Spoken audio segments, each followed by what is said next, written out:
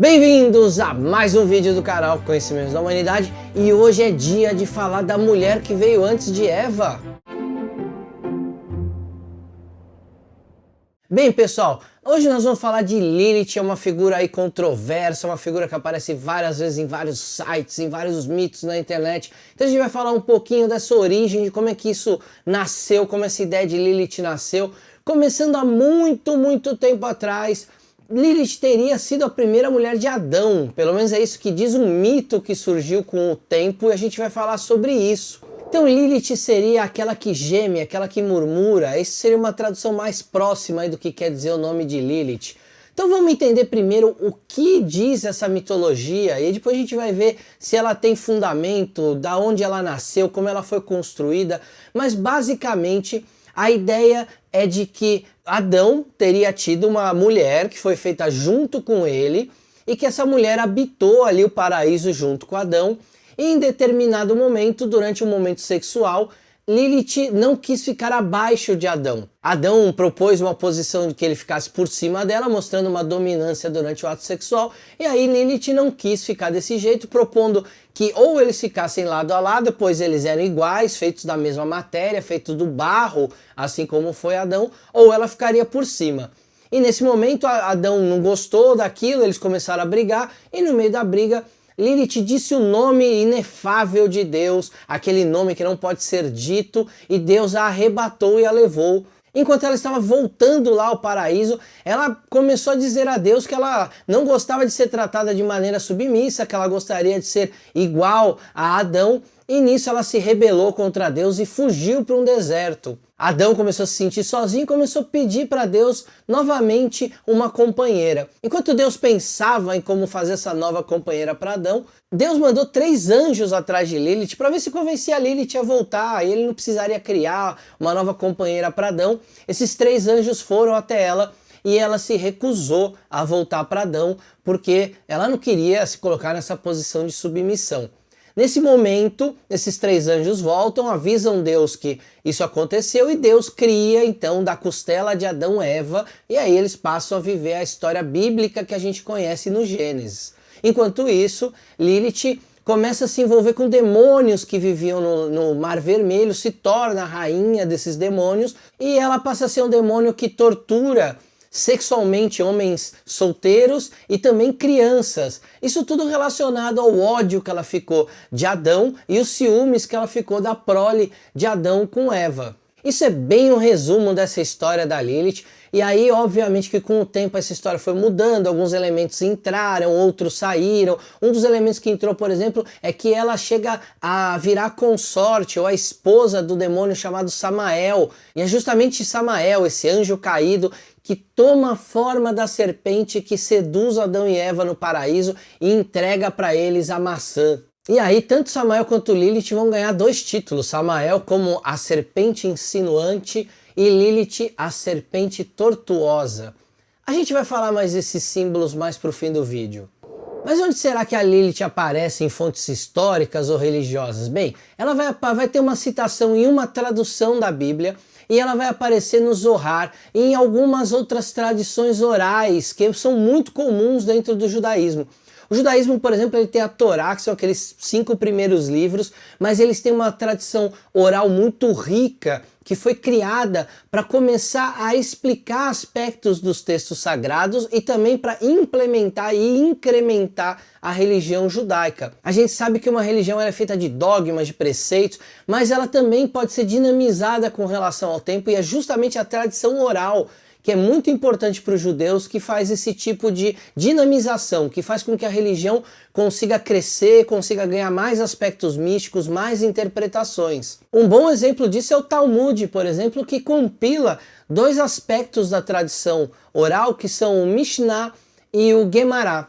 Bem, para a gente começar a entender de onde vem essa história de Lilith, vamos falar do Gênesis na Bíblia, quando tem uma passagem que diz que Deus criou o homem à sua imagem e semelhança, criou a imagem de Deus, criou o homem e a mulher. Então, logo ali no começo, já é dito que foi criado o homem e a mulher. A gente vê isso então lá no primeiro capítulo do Gênesis, lá no versículo 27. Já no segundo capítulo, no versículo 18, Deus olha para o homem e fala, você está sozinho, eu vou arrumar uma ajuda para você. E só no versículo 22 é que vem a famosa história de que o homem, de que da costela do homem, Eva foi criada. Primeiro, isso é uma coisa legal da gente explicar, eu já falei isso várias vezes aqui no canal, mas essa coisa de costela é uma tradução errada que veio para o Ocidente. A mulher ela é criada ao lado do homem. Essa é a tradução mais correta. Na hora que fizeram essa tradução, tem uma confusão muito grande com esse termo costela, que é algo que fica ao lado, com o termo ao lado mesmo, com a referência ao lado. Então, na verdade, a mulher foi feita para ficar ao lado do homem. E aí, olha que legal. Se no versículo 22 é dito, então, que a mulher é criada ao lado do homem, que Eva é criada ao lado do homem, já no versículo 23, Adão exclama, essa sim é criada da minha carne e dos meus ossos. E será chamada mulher, porque do homem foi tirada.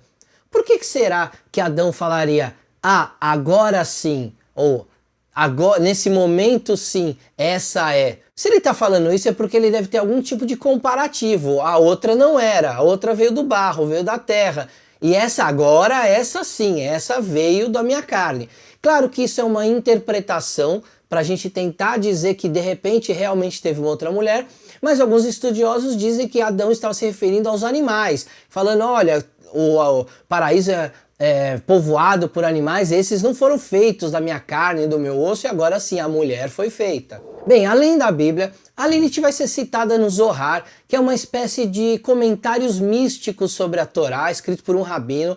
Então é um livro muito estudado dentro do judaísmo, porque ele traz justamente essa percepção do lado mais místico da coisa. E aí lá dentro ela também é citada, como no Talmud, como também dos Midrashim, que são aprofundamentos dos textos sagrados. Bem, para a gente tentar entender então quem é essa Lilith de verdade dentro da tradição judaica, da onde ela acabou se popularizando e virando esse mito, a gente precisa entender primeiro que o termo talvez Lilith tenha vindo de Lilith, que é uma deusa mesopotâmia de 3.000 anos antes de Cristo. Na verdade ela não era bem uma deusa, ela era um demônio do deserto que trazia aqueles ventos do deserto. Por volta de 700 a.C., que esse fonema Lilith teria nascido e seria derivado justamente de Lilith. É importante a gente também saber que além da Suméria, na Mesopotâmia, tinha um outro demônio chamado Lilith também, que era um demônio do deserto que também trazia esses ventos e ele era associado a doenças. É engraçado que até hoje em algumas tradições orientais o vento ele é associado justamente a trazer doenças. Vejam que há uma diferença entre esses demônios do deserto e as deusas Ishtar, Astarte, que eram sim representações do sagrado feminino, que representavam o amor, a magia, uma série de coisas como aspectos do divino. Como o povo judeu viveu muito tempo na Babilônia, na época que eles foram sequestrados, viveram cativos lá na Babilônia, a gente sabe que é bem provável que a religião judaica tenha sofrido influências desses primeiros anos ali de cativeiro, ou até mesmo do próprio Abraão, que nasceu em Ur, uma cidade babilônica. E aí é importante a gente entender que dentro do judaísmo não existe um mal, não existe uma força opositora, não existe um demônio,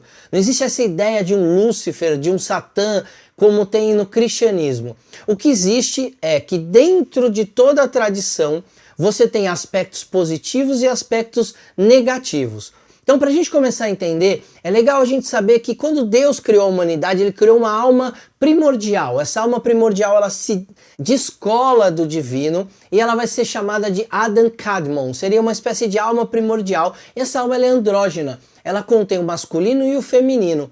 Depois esse masculino e esse feminino vão se dividir. Dentro da Cabala a gente chama isso de Hokmah e de Binah. Se você quiser saber um pouco mais, a gente tem vários vídeos aqui falando de Cabala, tem vídeos inclusive falando só de Hokmah e de Binah. É muito fácil de entender como é que são essas energias. Elas são basicamente o princípio masculino e o princípio feminino. Dentro dessa divisão existem 3 pilares, o pilar da direita, o pilar da esquerda e o pilar do meio. No pilar da esquerda estão as forças restritivas e também as forças provocativas. Então, o ato de a gente ser provocado a cair numa tentação, ou a ficar triste, se sentir melancólico, ou viver uma alegria absurda, uma euforia que pode trazer mal pra gente, tudo isso faz parte do plano divino para que a gente se mantenha ali num caminho de equilíbrio. Então Lilith, dentro dessa história, ela é um demônio, num sentido, não um sentido ruim que o cristianismo trouxe, mas ela é um demônio no sentido de que ela está ali para nos provocar a sentir melancolia e tristeza. Ela é um demônio ligado a isso. Quando a gente se sente melancólico, triste, a gente está falando justamente desse aspecto de Lilith dentro do judaísmo, que é da onde vem essa ideia. Ela acabou sendo associada na Idade Média também aos íncubos e os súcubos, que são aqueles demônios masculinos e femininos que atacam os homens solteiros durante o sono. E aí seriam relacionados, obviamente, à poluição noturna, que o homem ou a mulher às vezes poderia ter um sonho erótico durante a noite. Isso estava associado na Idade Média a esses demônios, e é claro que o imaginário popular isso foi associado a Lilith. Mas de onde veio essa ideia de que Lilith seria a primeira mulher de Adão, que seria ela que queria ter ficado por cima? Isso vem de um negócio chamado alfabeto de Ben Sirá.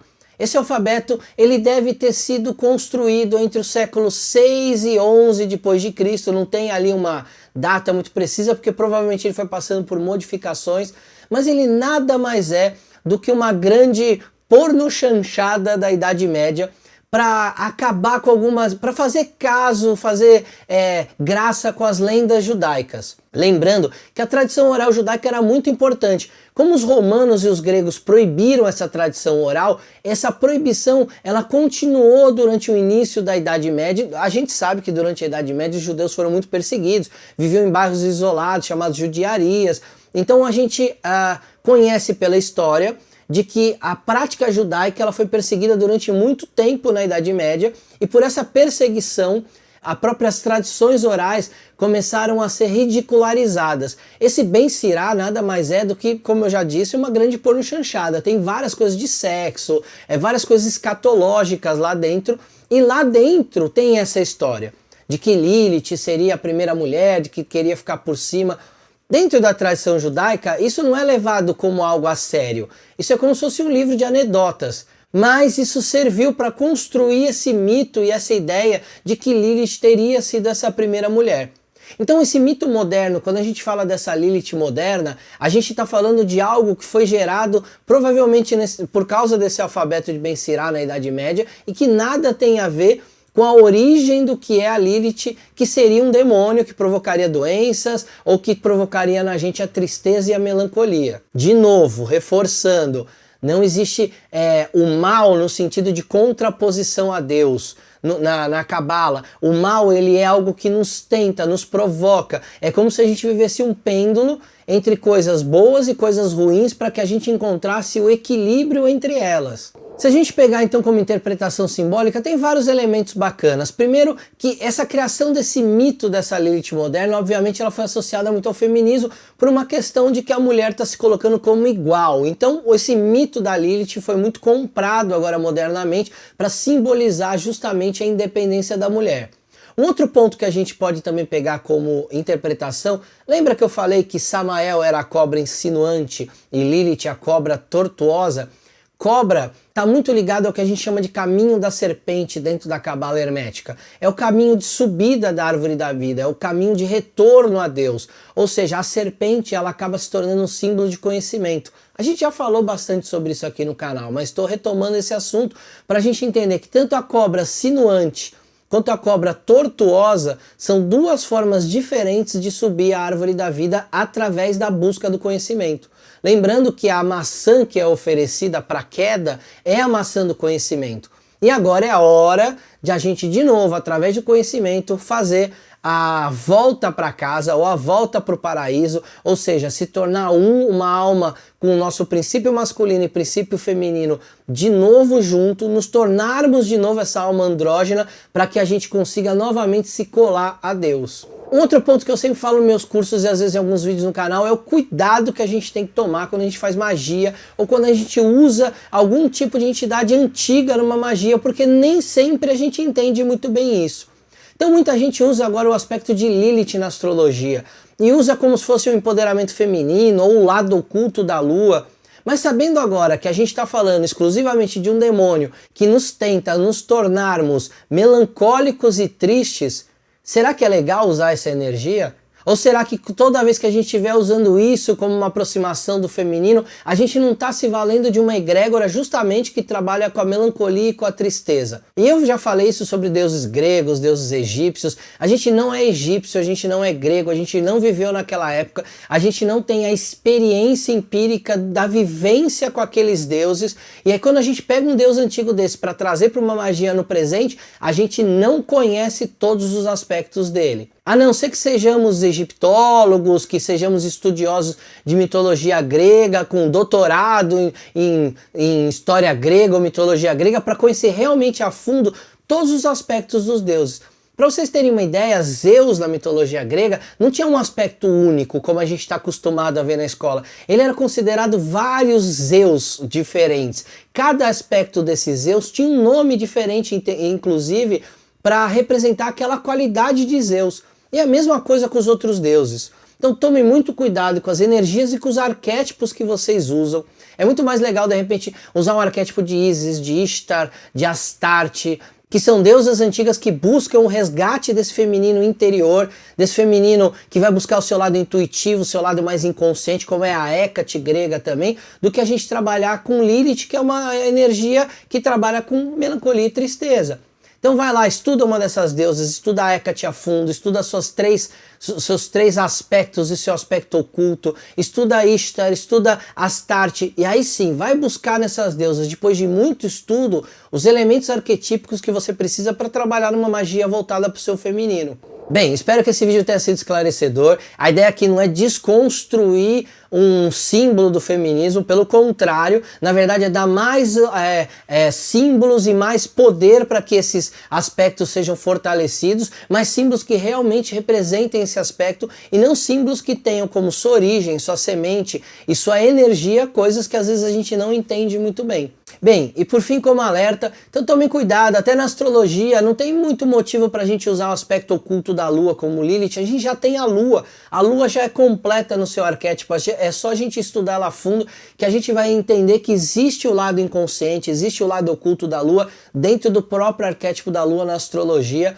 Então tomem muito cuidado com esses invencionismos de nova era, não porque eles sejam ruins de todo, eles não são ruins de todo porque eles trazem às vezes novos aspectos. Eles trazem novos pensares sobre algo antigo. E isso é legal também, isso ajuda a dinamizar. Mas a gente tem que tomar cuidado com o que a gente traz para dentro sem entender o que é esse aspecto que a gente traz para dentro. Eu estou falando de Lilith, mas por exemplo pegando Quiron, que é o professor do Hércules, é o Centauro, né, que era o professor do Hércules, ele também é um aspecto hoje que tem sido ligado à astrologia, mas vamos lembrar que numa das versões da lenda grega é Quiron quem dá para a mulher de Hércules, Megara, um manto banhado com seu próprio sangue, que quando o Hércules veste, aquilo gruda e começa a queimar Hércules, e quando o Hércules começa a tentar arrancar aquilo do corpo, sua carne sai junto e Hércules morre. Então Quiron também tem um aspecto ali de vingança, de morte. A gente precisa entender o que é esse símbolo do professor e da morte. Então fica aqui um alerta para vocês prestarem muita atenção com relação ao que vocês usam no dia a dia de vocês, tanto na astrologia quanto na magia, com esses elementos importados de fora. Procure entendê-los antes de usá-los para criar alguma coisa nova ou para trazer alguma coisa nova para o seu dia a dia. Então fica esse alerta, espero que vocês recebam de bom grado esse vídeo, que vocês tenham gostado do tema, da abordagem, da pesquisa histórica que foi feita para que a gente conseguisse trazer da onde veio essa ideia e da onde esse mito da Lilith foi criado. Um beijo para vocês, um beijo no coração de vocês, até a próxima!